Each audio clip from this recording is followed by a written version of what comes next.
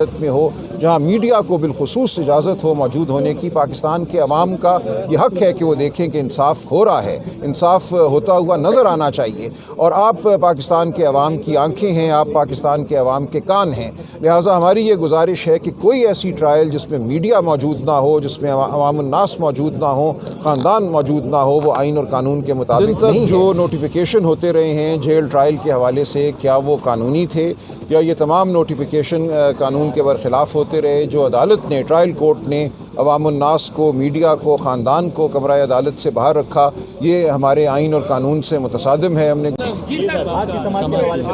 آج طویل سماعت ہوئی، تقریباً 3 گھنٹے ہم عدالت میں رہے، اور بنیادی نوعیت کے سوالات آج اٹھائے گئے کہ آج دن تک جو نوٹیفیکیشن ہوتے رہے ہیں جیل ٹرائل کے حوالے سے، کیا وہ قانونی تھے یا یہ تمام نوٹیفیکیشن قانون کے برخلاف ہوتے رہے؟ جو عدالت نے، ٹرائل کورٹ نے عوام الناس کو، میڈیا کو، خاندان کو کمرہ عدالت سے باہر رکھا، یہ ہمارے آئین اور قانون سے متصادم ہے۔ ہم نے گزارش کی لہٰذا تمام جو آج دن تک واقعات ہوئے ہیں کمرہ عدالت میں، ان کو کالعدم قرار دیا جائے۔ اس میں چارج کا فریم ہونا بھی شامل ہے، اس میں کئی درخواستیں تھیں جن کے ذریعے بنیادی اہمیت کی جو دستاویزات ہیں ان کا تقاضا کیا گیا، وہ نہیں دی گئیں۔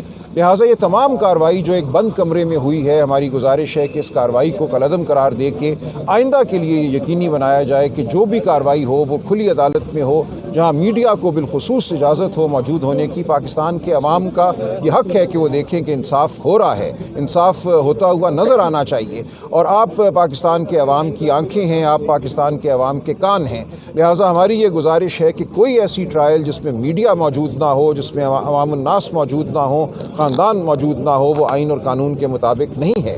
تو یہ گزارشات کل جاری رہیں گی۔ دنیا کے بہت سے ملکوں سے نظیریں کچھ آج دیں، کچھ کل دیں گے۔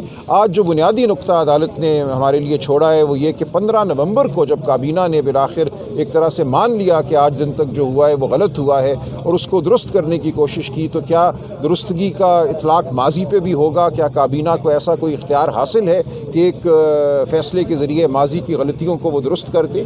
ہماری یہ گزارش ہے کہ اگر کابینہ نے اب کوئی فیصلہ کیا ہے تو اس کا اطلاق مستقبل پہ ہوگا۔ جو غیر قانونی عمل ماضی میں ہو چکا، اس کا نتیجہ یہ ہے کہ آج دن تک تمام کارروائی جو ہے اس کو کالعدم اور سمجھا جائے اور حذف کیا جائے۔ یہ بنیادی معاملہ آج عدالت کے سامنے تھا۔ آپ کے دور میں بھی، پی ٹی آئی کے دور میں بھی کئی قوانین بغیر پارلیمنٹ میں لائے ہوئے منظور کیے جاتے رہے، اور کیبنٹ کے ایک فیصلے سے وہ آرڈیننس جاری کرتے رہے، اس بارے میں کیا کہتے ہیں؟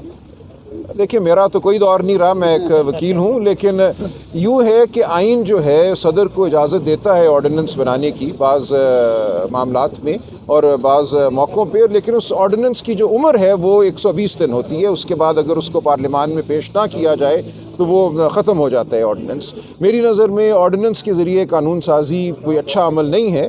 قانون سازی پارلیمان کے ذریعے ہی ہونی چاہیے، اور آرڈیننس کے ذریعے قانون سازی ایک ہنگامی نوعیت کا معاملہ ہو سکتا ہے، اس کو کبھی عمومی نوعیت کی قانون سازی نہیں سمجھنا چاہیے۔ Thank you sir. Thank you. بعد میں ہمارے دوسرے سیاستدان جو ہیں ان کے ظاہر ہوتے ہیں، لیکن یہ کہیں بھی اس کو اچھی نظر سے نہیں دیکھا جاتا۔ یہ جو آئین کا ایک وعدہ ہے ہر شہری کے ساتھ کہ اس کی ٹرائل جو ہے وہ آئین اور قانون کے مطابق ہوگی، ڈیو پروسیس کے مطابق ہوگی، انصاف ہوتا ہوا نظر آئے گا، یہ اس وعدے کی برخلافی ہے، اس وعدے سے انحراف ہے۔ لہٰذا بہت کوئی ٹھوس وجہ ہونی چاہیے جیل ٹرائل کرنے کی، لیکن ہمارے یہاں بدقسمتی سے یہ ایک وتیرہ ہے کہ جب کسی سیاستدان کو آپ نے اوجھل کرنا ہو نظر سے، تو اس کی آواز بھی بند کر دیں، اس کا چہرہ بھی میڈیا سے بند ہو جائے، جو کچھ ٹرائل کے دوران اس کا وجود ہے اس کو بھی جیل میں مقید کرنا۔ تو یہ ہم نے گزارش کی کہ یہ تمام معاملہ جو ہے عمران خان صاحب کے وجود کو عوام کی نظروں سے غائب کرنے کی ایک مہم ہے، جو ایک کڑی ہے، اس کا حصہ ہے۔ آپ کیا سمجھتے ہیں خان صاحب کی لوئر کورٹ میں سے بھی اور ہائی کورٹ میں سے بھی سائفر کیس میں ضمانت کینسل ہو چکی ہے، ریجیکٹ ہو چکی ہے، سپریم کورٹ ریلیف نہیں دے گا یا وہاں سے بھی مشکل دکھ رہا ہے؟ دیکھیے، میں اس بارے میں کچھ نہیں کہہ سکتا۔ میں سمجھتا ہوں مقدمہ اچھا ہے عمران خان صاحب کا، ان کے جو الزامات لگائے گئے ہیں وہ ٹھوس نہیں ہیں، ان میں کوئی میں سمجھتا ہوں جان نہیں ہے، لیکن بہرحال اب یہ ایک عدالتی کارروائی ہے اور عدالتی फैसले जो हैं उनके बारे में पहले से कुछ कहना मुश्किल होता है। हम देखेंगे अब क्या होता है। तो अगर अदालत सादिर फरमा देती है ये मुल्क के पटियाला जेल में ही समाअत और साथियों को एक्सेस हो जाएगा तो पब्लिक जा सके, मैं समझता हूँ उससे रिलीफ मिलेगी, नहीं उससे बड़ी हद तक रिलीफ मिलेगी, लेकिन मुकम्मल नहीं होगा। हम फिर भी ये तकाजा करते रहेंगे कि ट्रायल आम कोर्ट में हो, लेकिन कम अज़ कम इतना ज़रूर हो कि जो जेल ट्रायल है वो भी ओपन ट्रायल हो, सहाफ़ियों को, ख़ानदान को, अवामुन्नास को मौका हो उस ट्रायल को देखने का। साइफर जो लहराया है आप हैदर कानूनदान होने मेरी नज़र में कोई जुर्म नहीं है। वो ये कागज़ का टुकड़ा था, किसी ने साबित नहीं किया कि उस कागज़ के टुकड़े के लहराने से कौन सा खुफिया राज जो है वो दुश्मन तक पहुँच गया। मेरी नज़र में ये बिल्कुल एक बेबुनियाद है। सर आपकी जुडिशरी क्यों इस्तेमाल होती है वज़ीर आज़म को फांसी देने में, लटकाने में, हमेशा की तरह